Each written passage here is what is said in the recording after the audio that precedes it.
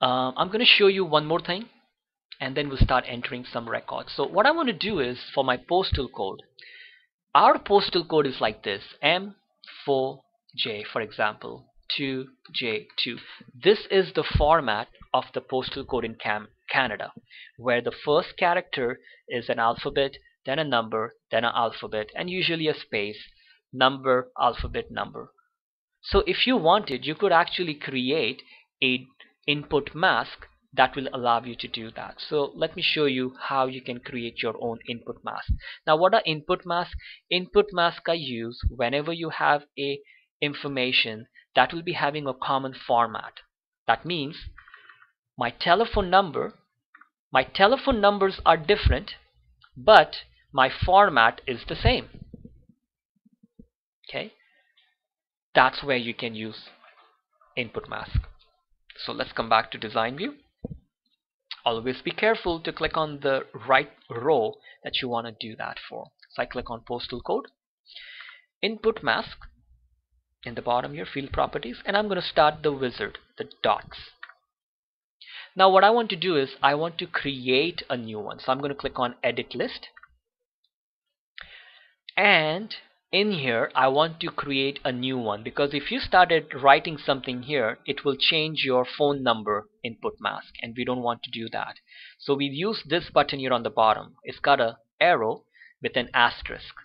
I click it. Now I've got a blank one, and I'm going to write here postal code. And here we want to understand, what do I mean by input mask? So you can click on the help button. Okay. When you click on the help button, you get this section on the right hand side, and then click on this valid input mask characters, and I'm just going to scroll down a little. So these are understanding of the input mask. When you type the character 0, it means in that first place a digit can be entered. So if I type here in the front here 0, that means I will not be able to type a postal code which will be starting with the character M or any character, because that section is supposed to have a number.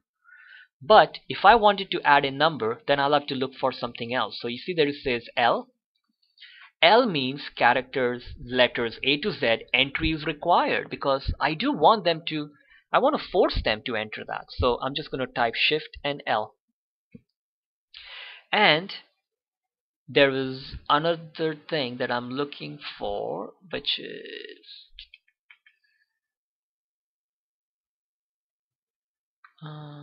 where is it? And one more sign here, this one. If I put this symbol, it means all characters will be lowercase. If I put this symbol, it means all characters will be uppercase. So even if I type a lowercase character, it will automatically be uppercase. So what I'll do is I'll start with that character, and I'll type L. Now after that, the second character in my postal code is a digit. So I need to figure out which number to use to get people to enter a digit. So if you look there where it says 0, 0 stands for digit 0 through 9 entry required, because I want the one which is entry required and not the one which is entry not required. So you can force people. So 0, capital L, space 0, L, 0. Because our postal code is M5J, which is letter, number, letter. So now I'm going to try a sample. So I'm going to type lowercase m, and you see it's automatically becoming uppercase. It also left in proper space. So this is done. I can click close. Now I should have postal code right there, and I'm going to hit finish, and you see it adds that thing there. Save it. I'm going to close this help window, and then I come back to the datasheet view, and let's see, I'm going to come to our postal code, and let's start typing M. So now you see I've made my life a little easy. So I don't have to. And if you try to type something, say instead of typing M, if I try to type a number, it won't work. I have to type a character first. So here you learn one more trick about input mask and how you can create your own. By looking at the help section, you can create your own as you need it. I'm just going to pause the video for a few minutes and I'm going to enter maybe 7 to 8 or 10 records. I'm just going to pause the video. Alright, so I've typed a few records here, like around 10, and just wanted to show you here that up here when I come to the notes section, if I wanted, I could just stop typing. So you see, as I keep on typing and it will let me type. I cannot see it, but it's still there. And this is the link. So if I click it, it will start launching the Internet Explorer or Firefox. So that's the hyperlink. And for the picture, I right click on it and I say insert object. I say create from file. I can browse and I'll go to the desktop and I've got a picture, koala, and I can click OK. And the picture is there, it's just not visible, but it is there. And I'm going to do something different with this male female sex part, but I'll come to that a little later. Okay, so now we have our records, but remember, any changes you want to make in terms of certain things, you have to go to the design view. That will impact everything. And here is my 123 number, which I cannot change because access controls it. If you wanted control over this, you would have to have your data type for the primary key as number or text, depending on what you wanted. Text means you can only enter words and number combinations, so I can type A100. Number would mean just a number. But now that because we've already started typing, it's just a little difficult to change stuff. So it's always good to think about these things in advance before you start doing these things. This is still okay for now, as we don't have to do anything. Now here I'm just going to show a few things in terms of your database functionality that allows you to do filtering and sorting and things like that, because once you start having hundreds and hundreds of records, how do you get to what you want to get to?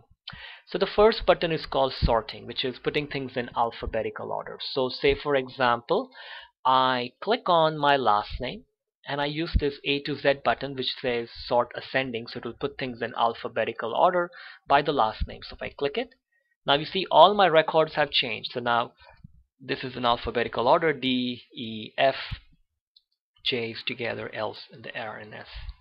If I use the Z to A, so it will put the S and the Z's first and then it goes to A. I can click on first name and I can choose sort. So you can do that. Okay, and you can do that by anything. If I click on date of birth and I choose sort A to Z, it will sort it by date. So there it is. It's starting with 1956, 1964, 1970, and everything's rearranged itself. This is why you always want to choose anything to do with date, your data type as date and time. So I'm just come to the design view, because if you don't do that, I'm just going to come back to data sheet. If you don't do that, your sorting will not work for date, because it will try to sort things in alphabetical order rather than date. So it will be looking at the month and putting things in order of that. So that's why this is good.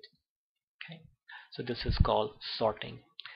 The next thing I want to talk about is called filtering. So if you have a bunch of stuff and you just want to get to a few things, so say if I click on this last name Doe and I use this filter by selection button, I only see the does, and I can press the filter button again to remove it. Okay, I can highlight, let's see if this works. I can highlight this 416, that's like the area code, and I use filter by selection. I only see the telephone number starting with 416. Press it to remove it. Okay, same thing with 905, and it works. Just have to be careful. I think if you highlight the brackets it may not work, so just highlight the numbers and it will work.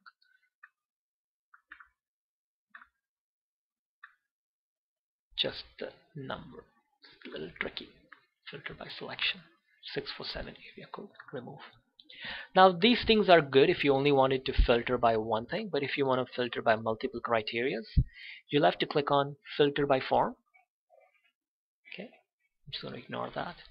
And you can choose something here. So I can say find me last name Doe in the city of Toronto. That means I'm trying to match two different criterias rather than just one. And I can use the apply filter button. Now it matches Doe and Toronto. I only have one match. Now if it didn't match both the criterias, you will not get no results. And I can press this again to remove the filter. Okay, so sorting, filter by selections, filter by form. The next thing I want to show you is the find button. If you wanted to find certain things, so if I click find, now what do I want to find? So I'll say let's find Jones.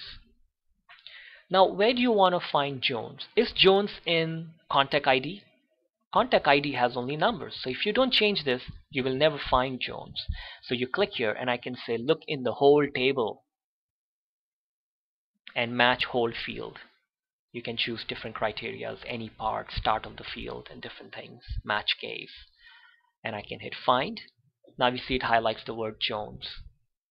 I can even click on replace, and if I wanted, I can say, you know what, find Doe, and then change it to Does, or whatever you feel like. Always remember it should say the whole table. Now I can do one at a time replace, or I can just replace all. It's asking me, are you sure? I say yes. Now let's see. I'm going to close this. The Doe has become Does. So that's the find and the replace option. This button here, when you click it, it will just take you to a new record. So if I just click it, it will come back down here, starting a new record. Okay. And the button next to it will allow me to delete a record. So if I want, I can hit that and it will delete it. Now once you delete it, you cannot undo. If you are familiar with the undo button, the undos will not help you. If you do that, you'll have to find it back from your backup if you decide to choose delete here. And you can always extend your rows. As soon as you do one, it will extend all of them. It's not like Excel where you have to do all of them one by one. I can extend my columns. So you see, now I can see the whole thing by extending it.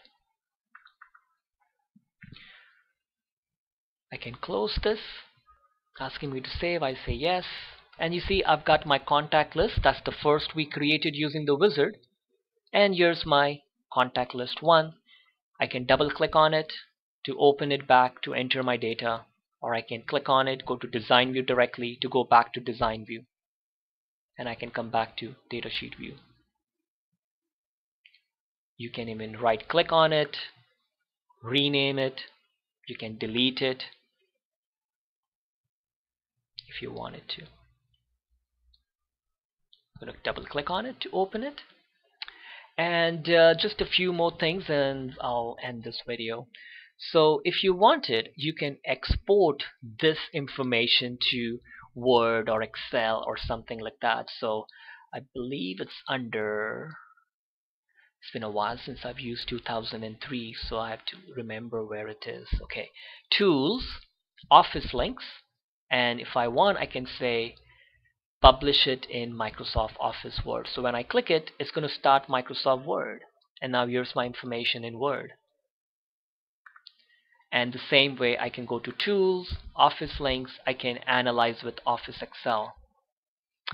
For people who are aware of mail merge, and if you've looked at my mail merge video, you can use this to go straight to Microsoft mail merge right from here. Because if you think about it, in mail merge you need contacts and your names and things like that. So this one has your first name, last name, and addresses, and you can use it in mail merge. I believe I have actually covered most of the important things here in Microsoft Office 2003 Access for tables. But I think before I think I just remembered a few more things here. So really small features. These are good to know because they ask you these type of questions when you take an exam. So it's good to know where some of these things are. So I wanted to talk about some of this feature here for hiding columns and unhiding columns and things like that. So say for example, I click here and I don't want to see this column. Like I really don't care about the numbering system. So I can go to format and I can say hide the column. Now you see that column is hiding. I can click on, now I'm in the first name column. I can even click here, that will highlight it, doesn't matter. Format, hide column. To bring it back, format, unhide, and just put the check marks back. Okay. Now in my case, you see I have to like scroll across, and when I scroll across I lose some of this information. So say for example, when I scroll across I wanted to leave this last name always visible. So I just click here or click in there, go to format, click in the drop down to expand it, and I can say freeze column. When I hit freeze column, you see the column went to the left. Now when I go sideways, you'll find that no matter how far I go, that column always stays there. You see that last name still stays there. Okay. I can go back, format, and I can unfreeze all column. Now if I want to move this guy back after first name, I click here. I get that arrow, left click and hold it and drag it after last name and drop it. Okay. Now if you wanted to freeze more than one column, you have to highlight both, format, freeze. So now you see both of them are frozen. Now when I go across, they'll freeze both the columns. So format, unfreeze, highlight them, left click and hold it, drag it and drop it after contact ID, and I'm back to where they were. For some reason it doesn't move back when you unfreeze things. A lot of your buttons like sorting and filtering, you can always find it in the records, and there is the sorting and the filtering. So you always will find that there are different places where they are situated. Thanks for watching. I'll be making a next video soon, hopefully in a day or two, talking about queries and forms and reports. Thanks. With an asterisk. I click it. Now I've got a blank one, and I'm going to write here postal code. And here we want to understand what do I mean by input mask. So you can click on the help button. Okay. When you click on the help button, you get this section on the right hand side, and then click on this valid input mask characters, and I'm just going to scroll down a little. That. So let me show you how you can create your own input mask. Now what are input masks? Input masks are used whenever you have a information that will be having a common format. That means my telephone numbers are different, but my format is the same. Okay, that's where you can use input mask. So let's come back to design view. Always be careful to click on the right. I'm going to show you one more thing, and then we'll start entering some records. So what I want to do is, for my postal code, our postal code is like this: M4J, for example, 2J2. This is the format of the postal code in Canada, where the first character is an alphabet, then a number, then an alphabet, and usually a space, number, alphabet, number. So if you wanted, you could actually create a input mask that will allow you to do. So these are understanding of the input mask. When you type the character 0, it means in that first place a digit can be entered. So if I type here in the front here 0, that means I will not be able to type a postal code which will be starting with the character M or any character, because that section is supposed to have a number. But if I wanted a row that you want to do that for, so I click on postal code, input mask, in the bottom here field properties, and I'm going to start the wizard, the dots. Now what I want to do is I want to create a new one. So I'm going to click on edit list, and in here I want to create a new one, because if you started writing something here, it will change your phone number input mask, and we don't want to do that. So we use this button here on the bottom. It's got a arrow,